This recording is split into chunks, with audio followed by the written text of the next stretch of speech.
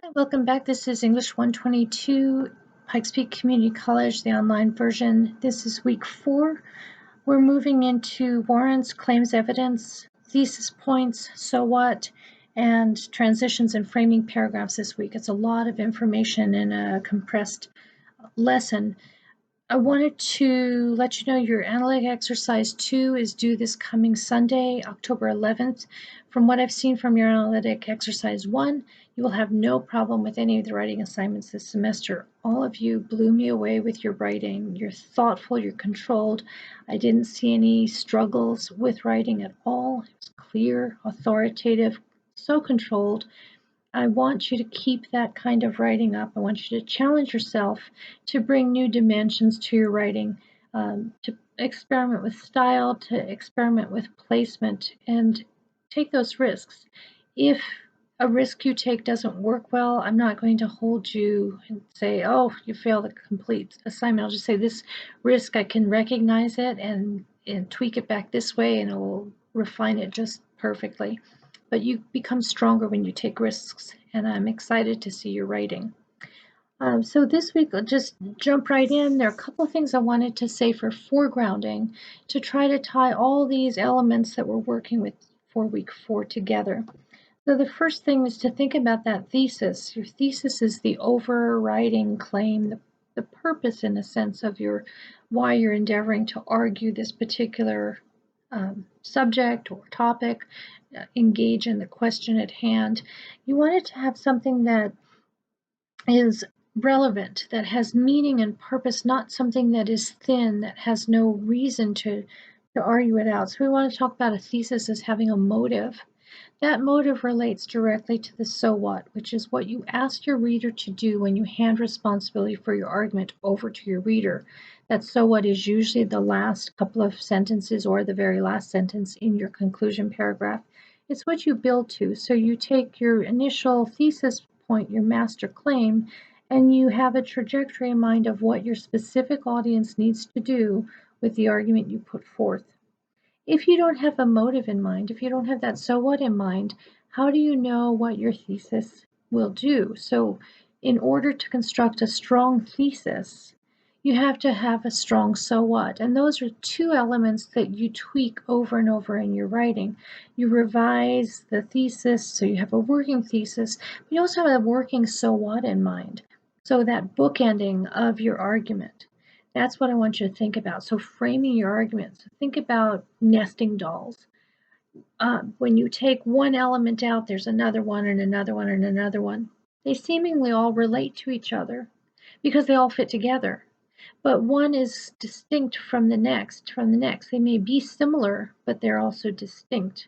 And you want to think about your paragraphs of a paper fitting together in that way. Your argument should fit together like a nesting doll, where the master claim and so what are the outside envelope or the outside nest. And then within those elements, in that master nest, so to speak, of thesis and so what, then you have the claims and evidence, and those two also go together. And then you have your interpretation of that evidence in there.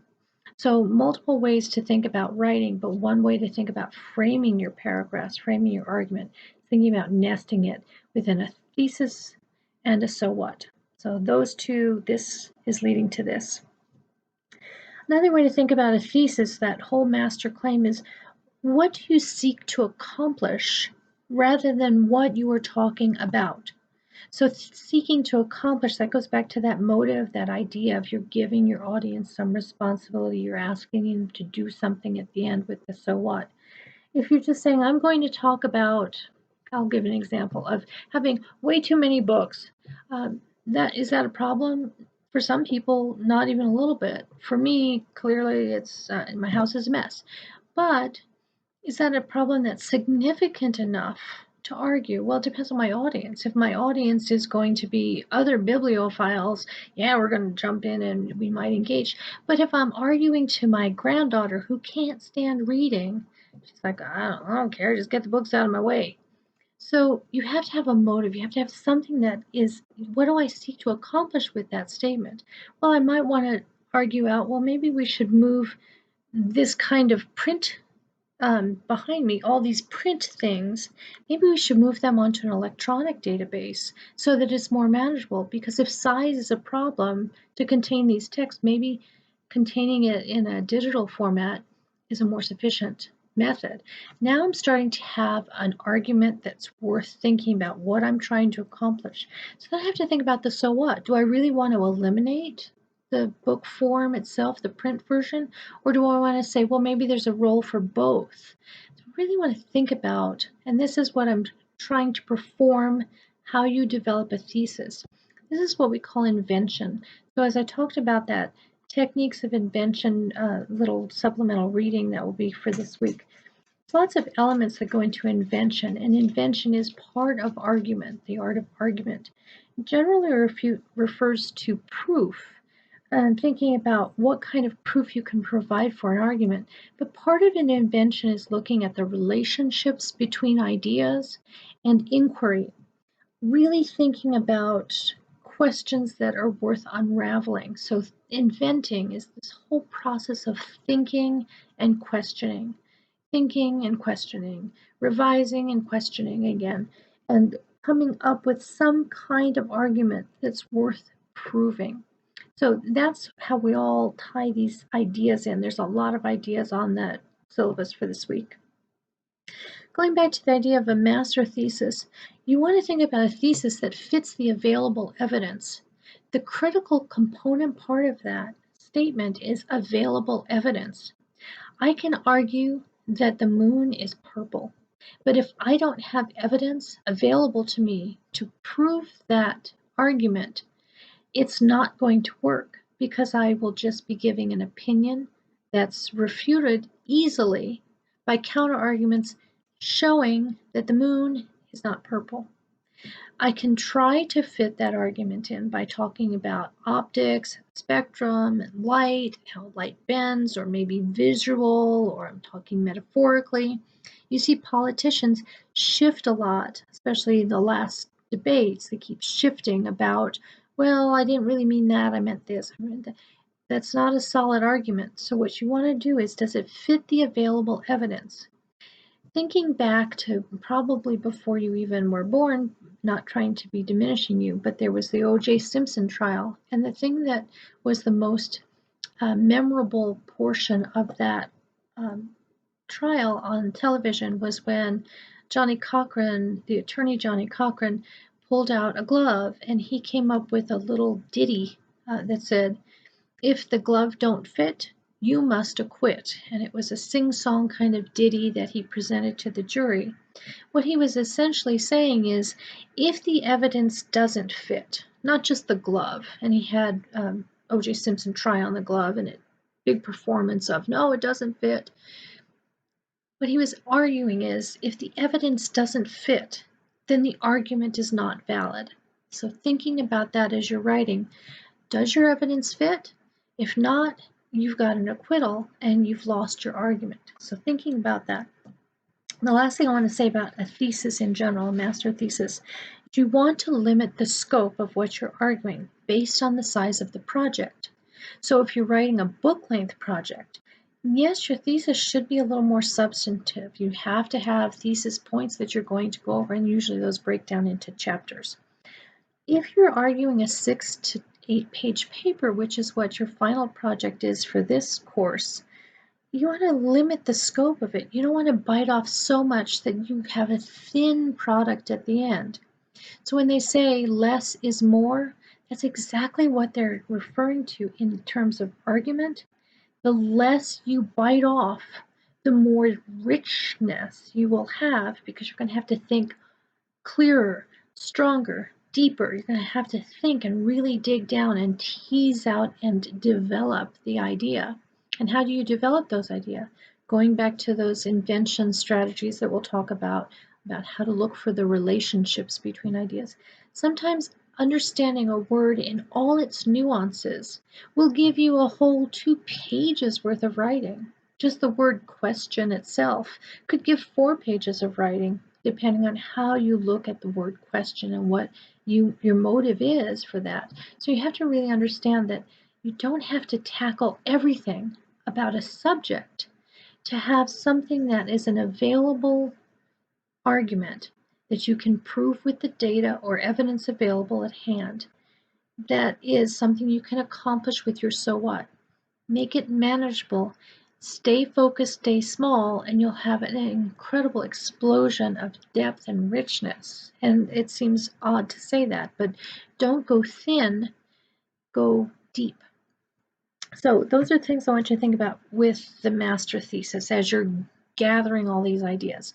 So a thesis can be broken down into thesis points. Generally, those are your paragraph divisions or section divisions of paper. A thesis point is a specific element of the thesis that you want to spend time arguing out so that you can relate it to another point of the thesis that you can argue out. Those can be claims that are your paragraphs. A thesis point can be over several paragraphs, or it can be one specific paragraph. A thesis point can be your claim. A claim can be your thesis point, but each claim you make needs to have evidence to support it. So when you're thinking about paragraphs and framing your paragraphs, if you think about a thesis and then break it down, generally we think in terms of the 3-paragraph paper. So we have the body paragraphs are 3 sections that you argue out. That's a really good, useful framework. For this longer paper project, you probably have a few more than 3. But if you think about, okay, what are 3 substantive points I can argue about my thesis to control how I'm arguing that claim evidence, how I'm presenting my evidence to support my argument. So thesis points can be your topic sentence that you use for your body paragraph. You can state it as the topic sentence. You can state as a thesis point that you bring a topic sentences and then add a claim, or you can use the claim itself to serve, but you need to have a transition in there. So we'll talk about thesis points a little more, but I want to shift quickly to transitions. As you're moving from point to point to point, as you're developing out your thesis, going from your thesis to your so what, you have your intro paragraph, and remember the intro paragraph has the context and your thesis stated, your contextualization, your thesis stated. The conclusion paragraph restates the context, restates the thesis in some manner. It doesn't have to be an exact restatement. It can be some derivative connection. And then your so what. So you have those two, they're bound in place. The middle stuff, the body paragraphs, they need to be coherent, they need to be cohesive, they need to control. All parts must relate to the whole, or you have a sloppiness that your reader is confused by. You want to be able to, with your transitions, link clearly and smoothly so your reader audience doesn't have to do any work at all. You imagine you're pulling your reader through your argument, almost by the nose. Here, let me hook you, and I'm going to pull you through my argument. The reason why you want to control your reader that much, control your writing, control your reader, is you don't want your reader wandering through your paper, daydreaming away, or claiming and taking that argument in different ways until you are finished and ready to say, okay, now here you go, now here you can have this. But if you allow them too early to start wandering away, you've lost control of your arguments, you've lost control of your reader, your audience. So the way you can keep them focused is by having clear linking connections in your paper, those transitions, your paragraph transitions, body paragraph. You can do signposting, first, second, third, therefore. On the other hand, you can have those kind of moments, they're called signposts. You can do echoing strategy where you link a word from the previous sentence in the previous paragraph to your next paragraph, your topic paragraph of the following sentence. That's called an echoing strategy. You can do echoing thematically. You can do echoing by phrasing instead of just by a single word. Echoing works beautifully. But what you want to do is you want to link. And another way to link is to going back to the embodiment again. So when you're in the framing, thesis to so what, then the next portions of the embodiment, the nesting dolls. is the paragraph itself. So thinking again about how am I going to frame a paragraph, well, I want to enclose the nugget of claims and evidence. So I'm going to enclose it by my topic sentence, and I'm going to enclose it by a linking sentence, but that's not quite a sufficient link, so maybe I'll add another element before the topic sentence. So I'm going to echo one link to the next, then present my topic sentence, then do my claims and evidence and interpret that evidence out, then take one more step back to a transition to say, okay, now we're preparing for the next idea, and then fully link.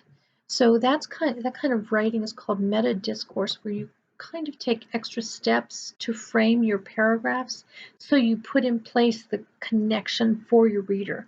So you're discoursing, you're having a conversation on paper with your reader to say, I'm going to show you this link, and then we're going to look at this, and now we're going to look at this. And you can use that language. You can use that language of first person immediacy.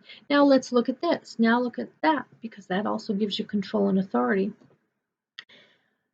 Transitions don't have to be sloppy, but when they're not smooth, that's generally the place that you have the most work to do in your revision, and it's easily remedied. And that's what I find generally with English 122. When you're trying to get all of your ideas put together, it's hard to come up with transitions, but we'll work on those through the semester. So then going back into thinking about paragraph function and development, so remembering the intro, conclusion paragraphs, and the body paragraphs. Those functions have specific portions. The body paragraphs do the heavy lifting of your argument. It's where you present the evidence that you find, and remember, it's that available evidence that you find, the most relevant available evidence. You want to present it strategically and carefully. And the way you do that is you make a statement to introduce that evidence, and that would be your claim. Then you add the evidence and interpret out that evidence. Exactly what about this evidence proves my claim that will prove or support my thesis? If you leave out the interpretation portion, you allow the evidence to speak for itself. Sometimes it can sit like bird poop in your paper, just plop. It's right there, and your reader doesn't know what to do with it except go right over it. It's in quotes or it's a graph, la la la, and I go right over it. You don't know what to do with it. So you want to tell your reader exactly what to do with it. So one way to handle that kind of, and we'll talk about handling evidence in later classes in this course, but you can condense evidence. It doesn't have to be the full, whole paragraph of quotes stuck in your paper. So you want to talk about managing evidence. We can look at that later. But think about what exactly in that quote or in that data that your audience needs to see that is proving your claim, that is proving your thesis. If you cannot handle that evidence in that way, I don't know, it just had some words that seemed right, go back and think about that evidence or find some better evidence, because you're going to be sloppy. Your audience tends to not read every word of evidence, but if your evidence is faulty, they're going to seize on that and they're going to say, oh, you lost control, you're not an authority, you're sloppy. So don't give your audience any reason to doubt you. Present your evidence as an authority, inviting that voice into your paper, and then dismissing that voice. Don't let the evidence speak for itself. And this is really important. Don't introduce evidence into your intro paragraph. Don't introduce it into the conclusion paragraph, because it's not function. Its function is only in the body paragraphs to prove your argument. It has no place in the intro and no place in the conclusion, or it changes the dynamic of those paragraphs. Also, you don't want to add a new claim. You don't want to start arguing right away. Intro and conclusions are only bookends for the contextualization, the why, and the so what. So with your claims and evidence, keep them in the body paragraphs. Don't end a paragraph with evidence. Don't end it with a quote, because what you've done is you say, subtly, you imply that that person can speak so much better than I can. So I'm just going to let that person's voice take over my argument and frame my argument for me. What you've done is you've said, I'm too lazy to write any further. I'm not going to tell you what you need to do with this evidence, and I'm not going to tell you what this evidence is going to do to link to my next idea. It's sloppy writing, and it shows that you don't have control. Control is everything in proving an argument. So, thinking about those things, do not leave evidence uninterpreted. Do not leave evidence by itself. Make sure you frame it and always claim authority back through your writing, through those transitions, through those links. So we've talked about claims, evidence, talked about the so what, the thesis, points, transitions, and framing paragraphs. The thing that is also on the syllabus this week is warrants. Warrants is a way to think about claims and evidence in a subtle way. A warrant is something that is an assumed belief or value by a culture or a group of people in some way that you can assume you don't have to do the hard work of proving. For example, if I say American democracy is foundational to American values, what I'm assuming, the warrant there, is that America is based on democracy, that everyone has an equal voice. Well, you can see gaping holes in that warrant depending on who you are. If you're part of a group that is marginalized in some way, you're like, you know what, it's not working for me. So you have to be cognizant of the warrant that you're assuming. You can write around that, and that's thinking about those counter arguments as well, but be aware of the warrants that you are putting into your claims. So just because you're assuming that your audience is aligned with what you're arguing, they might not be. So be careful of a warrant. And you can reference warrants specifically in the Purdue OWL website. They spend a lot of time talking about warrants. They're useful to know about, similar to logic, arguing with logic, with deductive reasoning, inductive reasoning, or the logical fallacies. They're interesting to recognize in your own writing, but they're not necessarily part of the nuts and bolts of the writing that we're working on.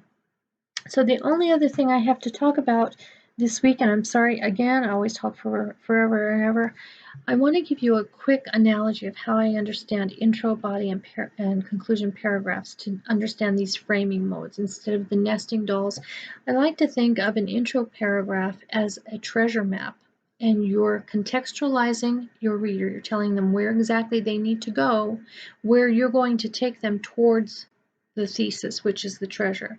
So you can explain your thesis points, the steps towards the treasure, but you have to tell them where they are on the island to orient them, or Treasure Island, for example, or wherever they are on the map. You have to orient them.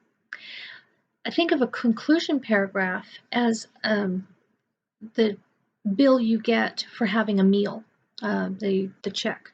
So a bill doesn't explain all the ingredients that you have. It just summarizes, had a sandwich, had a salad, had a soda, and it costs this much money. So you've contextualized where you've been with the thesis, the individual things that you have had. You're not talking about all the ingredients. You're not saying, she had, 5 refills of water and she used 2 forks. Not like that. It's just a summation. And then the so what is the cost. How much does this meal that you just consumed, how much does this cost the reader? How much is it costing you to have spent time in there? What do you need me to do to pay that bill? And then the body paragraphs, that's the nuts and bolts, the heavy lifting. So thinking about that as building a house. You need to have that structure, you need to have a roof, you have to have the foundation, you need to have the supportive walls. The decoration is the stuff that you put on the inside to show your mastery of writing, but concentrate on the structure. And then talk about the particulars to keep that. So the evidence is the drywalling. The decoration comes when we start playing with language, when we start putting all those like devices in there, or the rhetorical strategies of how to prove that argument, how to make it more effective. But for right now, thinking about those body paragraphs, think about it as you're building a house, you're framing. So thinking about arguments, it's all about how to get you from your thesis to your so what through framing. So thank you so much. I'm sorry I'm always going too long and I apologize for that, but I sure hope you have a wonderful week. Let me know if you have any questions and keep up that fantastic writing. I was really impressed and very excited. Thank you so much.